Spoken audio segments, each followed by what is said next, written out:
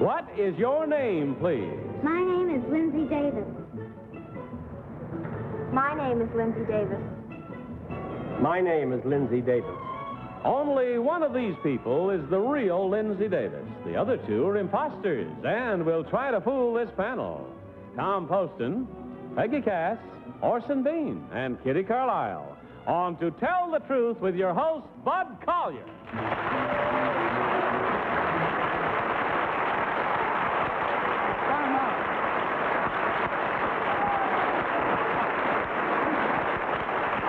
Thank you very much. Thank you, and welcome once again to Tell the Truth. Good evening, panel. Good evening, Bud. Come in again. I'll treasure that one from now to the day I die. We're brought to you this evening by Winston Filter Cigarettes. Panel, open up that envelope, if you will, please, and follow along as I read. I, Lindsay Davis, am a newspaper columnist. The subject matter of my column is how parents should bring up their children and vice versa. Some of the questions I try to answer include, should a 9-year-old girl wear lipstick? What time should a teenager go to bed on a school night? What can a child do with parents who make him eat food he hates? How can you make sloppy kids neat? How can a mother convince a 10-year-old to brush his teeth? And how can you find out which brother or sister hit the other one first? I call my column Dear Lindsay. One of the things that makes it unusual is that, so far, I have no children of my own. Signed, Lindsay Davis.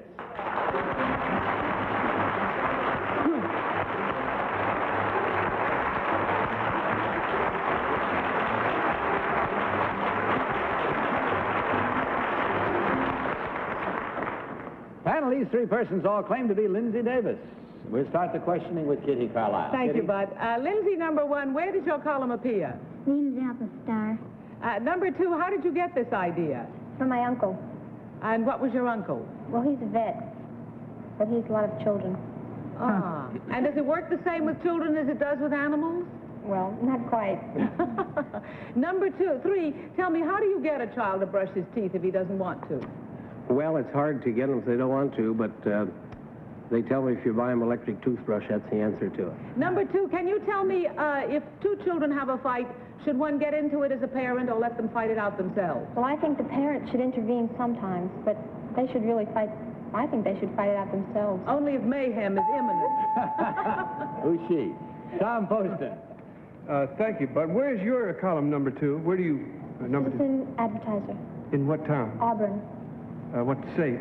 New York. New York. Thank you. Number three, where does your column appear? In Minneapolis. Oh, also in Minneapolis. Number three, are you planning a large family? Oh, yeah, have you... No. Number two, could you tell me how a parent can get a child to eat food that's good for it if it doesn't want to? Well, they can make them eat a little bit at a time, and I think gradually they'll get to like it. Thank you. Number one, my daughter won't eat fresh fruit. What can I do about that? Well, try to force her to eat it. Tell her it's good for her. Thank you. Peggy Cass. Number one, should a 9-year-old girl wear lipstick? No, Thank you. Number two, at what age do you think a girl should start wearing lipstick? about 15. Oh. Well, number one, how old do you think a girl should be before she starts wearing nylons? 14. And number three, high heels. Well, I don't mean high heels, you know, baby high heels. About 14, I would say. Gee, in my neighborhood, they do it sooner than that. Now, number two, how would you get the child to eat, say, squash? I mean, number one, did you say you'd force the child to eat something it didn't like? My dear, number three, don't you think you'd be paying a lot of animals bills in later life if you force children to eat food they don't like? Oh, I don't believe so. I think it would help him eventually. To eat food he doesn't like? Orson Bean. Number three, I was forced to sit in front of a plate of Swiss chard until it turned bad, and I wouldn't eat it. Now, should I have edits, or, I mean, how would you recommend, force feeding, or what? Oh, I think you should have eaten it, Orson. Oh, yeah, I guess you're right. Come to think of it, I was bad. I'm going to have a double portion tonight. There's twice... iron, and a whole pound of calf's liver. Number 1, what is a puffernutter? Well, it's marshmallow fluff and peanut butter. Do you love those? No. Do you hate them? Yes. And that's all the time we have. Sorry we end on a note of hate, but in any event, mark your ballots, if you will, please, panel. Mark them at once, without change, without any consultation betwixt and amongst yourselves. Just simply vote. Vote for number 1, number 2, or number 3. Team of challengers will receive $250 for every incorrect vote. All ballots marked? Very well, Tom, for whom did you vote? I voted for number 1, Bud, but I'd like to offer her a challenge to force my kid to eat fresh fruit if she... Peggy Cat. I voted for number 2 because I don't believe in forcing children to eat what they don't like to eat. Squash is terrible if you don't like it. Orson Bean. Well, I voted for number 1, even though I'm not sure about the lipstick. I found a note passed by a little 8-year-old kid at my school, and to some little girl said, use your mother's perfume and wear padding or something. Some dreadful... Maybe behind the blackboard, I think. Kitty Carlisle. I voted for number 2. I think number 1 and number 3 are related somehow. And I think number 2 is the real columnist, and children do wear high heels before 14. Maybe they shouldn't. But I like number 2's answers. Very well, there we have it. Votes are all in. Minds are made up solidly. We'll find out now which one of these 3 persons is, in truth, Lindsay Davis. Will the real Lindsay Davis please stand up?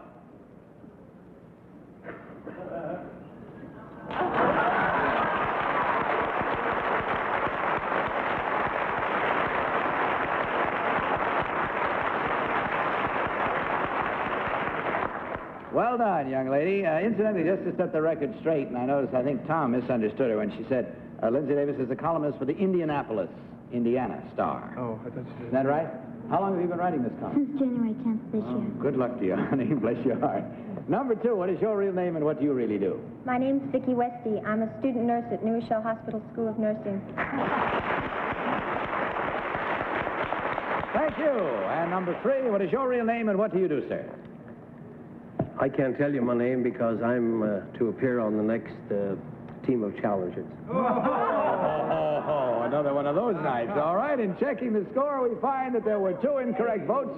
That's twice $250 for a total of $500 to be divided. And may it bring you great happiness. And thanks very much for bringing that to us. Good night, and God bless you.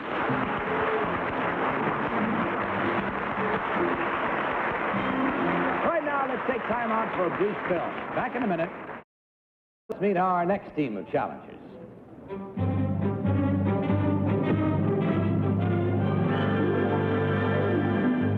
What is your name, please? My name is George Johnson. My name is George Johnson. My name is George Johnson. You have copies of this story? Follow along with your copies, if you will, panel, while I read from mine. I, George D. Johnson, am mayor of Duluth, Minnesota. A little over 2 years ago, I became involved in a campaign far removed from politics. Our zoo unexpectedly came into possession of a mongoose, a small animal from India known for its ability to kill cobras. The mongoose was named Mr. Magoo and soon became a big attraction, especially with the kids. Learning of our new acquisition, customs officials told us that importation and possession of a mongoose was illegal in this country and that Mr. Magoo would have to be destroyed. However, all of Duluth wanted to keep Magoo, and there was an avalanche of public indignation. Through a series of legal maneuvers, including use of the help of Interior Secretary Udall and Senator Hubert Humphrey, we were able to save Magoo. As a result of our No Noose for the Mongoose campaign, the Duluth Zoo now owns the only live mongoose in the entire United States. Signed, George D. Johnson.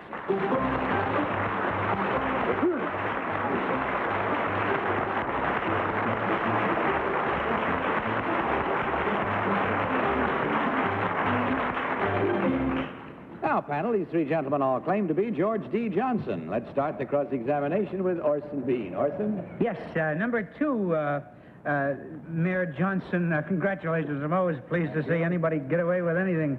But this poor Mongoose is condemned to a life of austerity, is he not? There will be no romance in his life unless he gets shipped away somewhere. That's the only condition on which he can be kept. In other words, you don't want the patter of little mongoose feet around the zoo, eh? Absolutely right. Well, number one, why are mongoose illegal? I mean, we're not overrun with cobras, and I don't know that anyone particularly cares to save them anyway. What else do they do that's bad? Primarily because they multiply so rapidly. I wonder, well, there are other beasts that do that as well. Number one, why? Is that the reason why? Well, essentially because a mongoose is a very prolific animal. They have litters of about five times a year. Also, they are very destructive of small animals and birds and that sort of thing. And we could be up to our... Number three, do you find that the wombat has any relation to the mongoose? Only through marriage.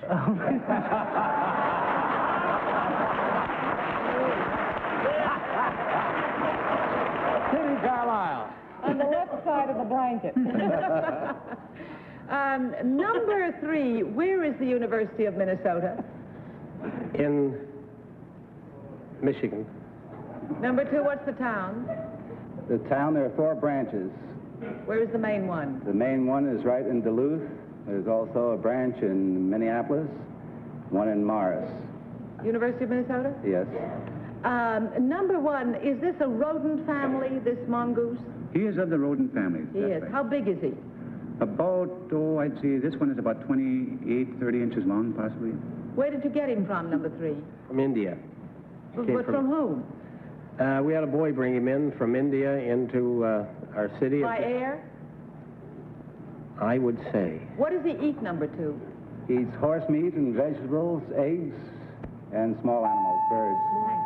Tom Poston. Number one, where do you think the University of Minnesota is? The University of Minnesota has several branches, the main branch being located at Minneapolis, and there is a branch at Duluth and a branch at Morris.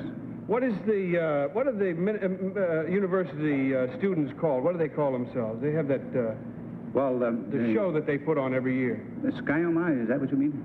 Yeah, I think so. I wish I could know for sure. Why is where did you get your Duluth Zoo Mongoose, number two?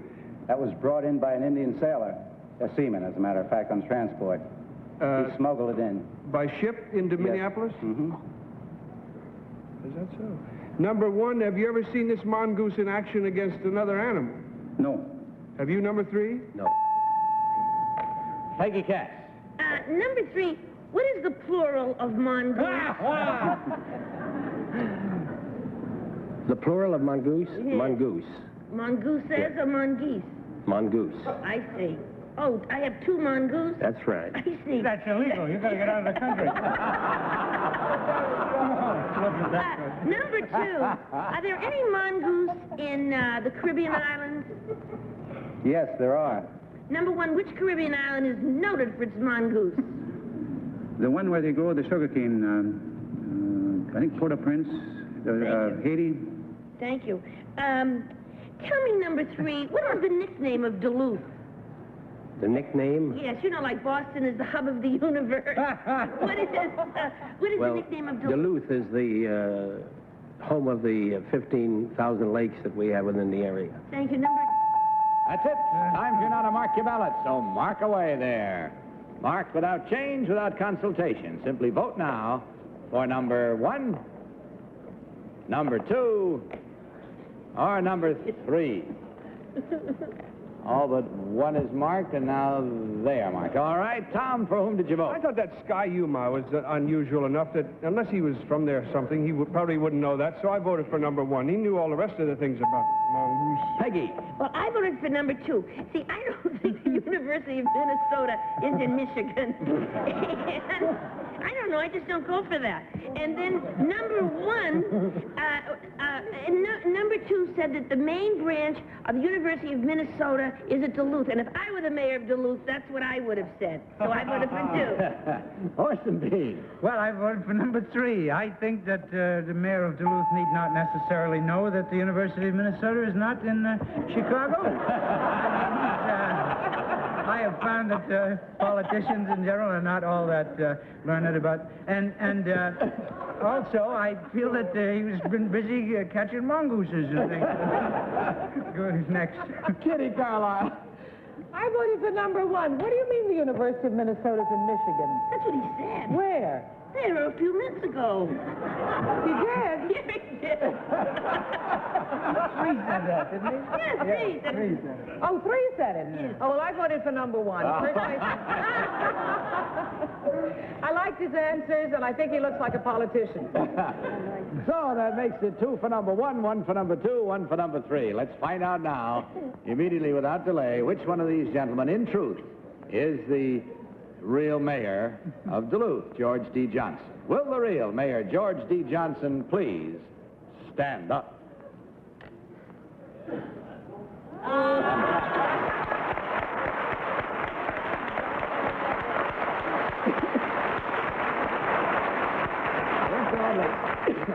The story of Mr. Magoo is the subject of a new book by Jack Denton Scott called The Duluth Mongoose. You'll have a hard time with that one. Thank you, Mr. Mayor. It was nice having you on our show. Number 2, what is your real name and what do you really do? I'm sorry, but I can't divulge my name. I'm appearing on the next group of contestants. Well, number 3, what about you? Well, but I'm sorry, too. I can't tell you because I'm appearing on the next group of challengers. I'm going to get you out of Michigan if I never sell another brew. Okay, that's... Checking the score, we find there were 2 incorrect votes at $250 each. And again, like the first round, $500 coming your way. Thank you, gentlemen, for coming our way. Good night, and God bless you.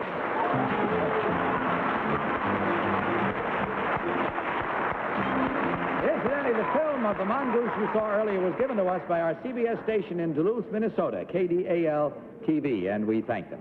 And now a word about Anison. And now let's meet our 3rd team of challengers.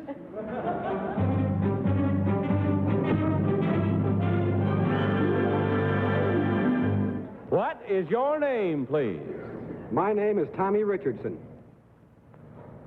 My name is Tommy Richardson. My name is Tommy Richardson. Follow along again, panel, will you? I, Tommy Richardson, have spent most of my life in professional baseball. Currently, I am president of the International League. Some 25 years ago, however, some friends and I got the idea for an organization which would make it possible for kids to play baseball not in the sandlots, but on standardized diamonds with good equipment and under competent supervision. We decided to call our organization the Little League. We started with 4 teams and 54 players. Today, there are over 2 million youngsters organized into some 6,500 little leagues all over the world. Almost half of today's professional Major League Baseball players are former Little Leaguers. Signed, Tommy Richardson.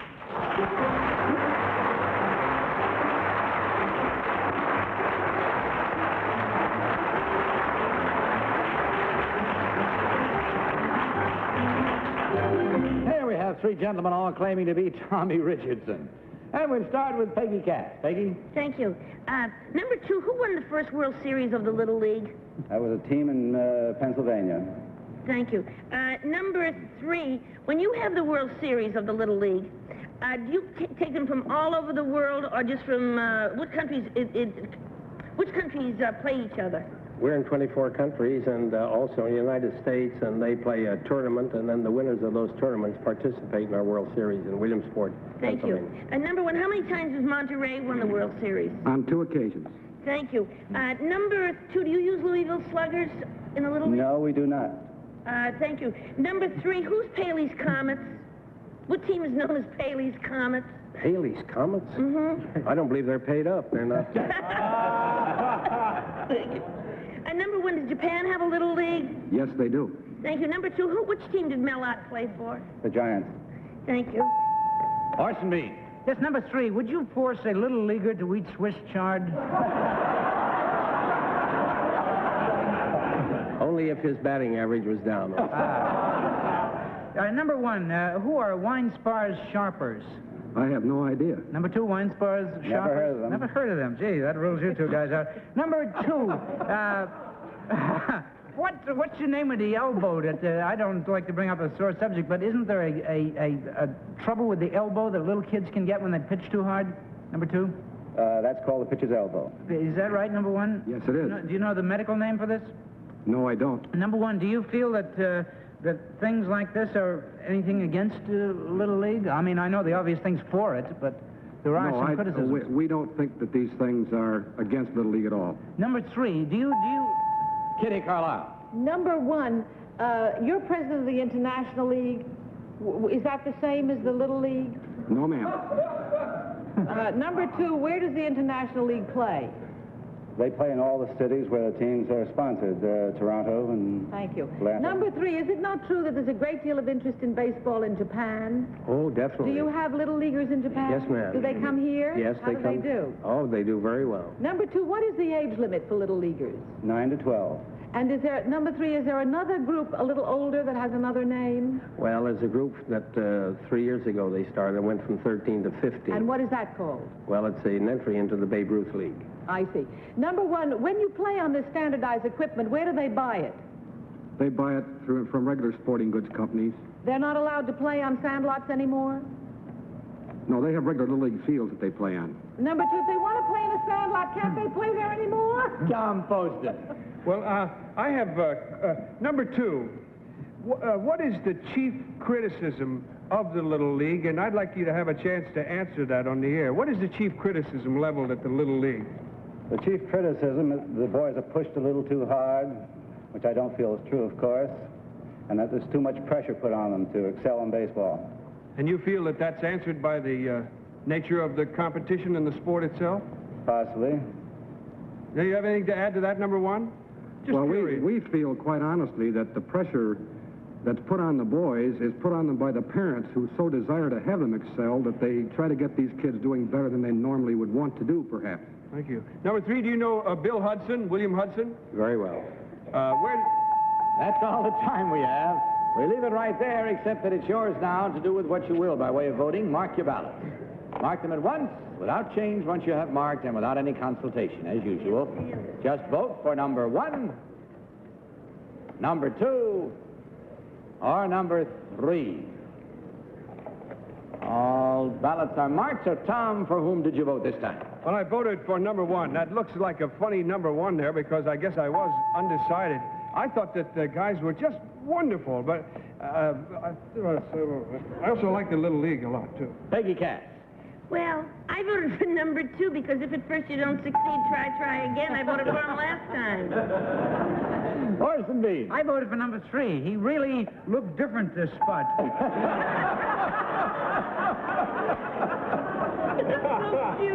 And Kitty Carlisle.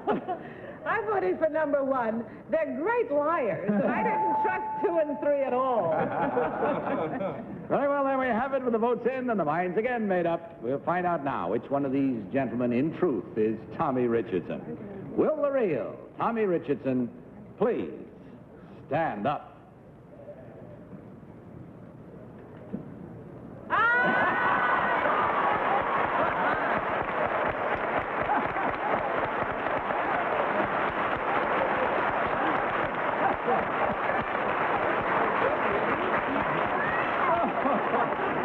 Thank you very much, sir. They say you're nobody, you know. Give us the tune there, Tommy. Boy, I'll be glad to. Why, hello, Dolly. It's nice to have you back where you belong. Number 1, what is your real name and what do you really do?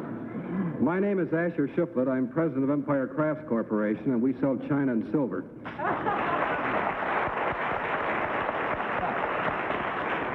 Well, number 2, the show is almost over now. Now, can you tell us who you really are and what you do? Yes, my name is Don Schwartz, and I'm a sales engineer for the F.H. Sparks Company in New York City. May I say congratulations on doing a swell job in both spots. And to you, Tommy Richardson, our special thanks, because I know it must have been a bit of a strain to play an 11-year-old girl, the mayor of Duluth, and the founder of the Little League all in 1/2 hour. Our thanks to The you. University in Michigan.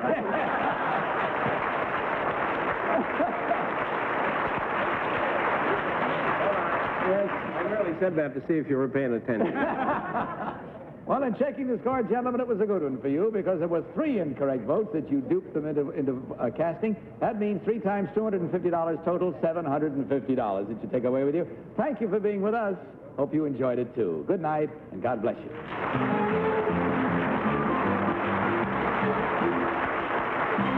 All right, panel, take a minute while we look at this brief film. Time for tonight. Good night, panel. Good night, Bud. Good night for Winston. And don't forget to join us next week at the same time. I'll see you tomorrow afternoon on the daytime show. And by all means, don't you forget to tell the truth. Bye. To Tell the Truth is a Mark Goodson, Bill Todman production. Stay tuned for fun as Liza Minnelli challenges Steve Allen's turkey panel on I've Got a Secret, next on CBS.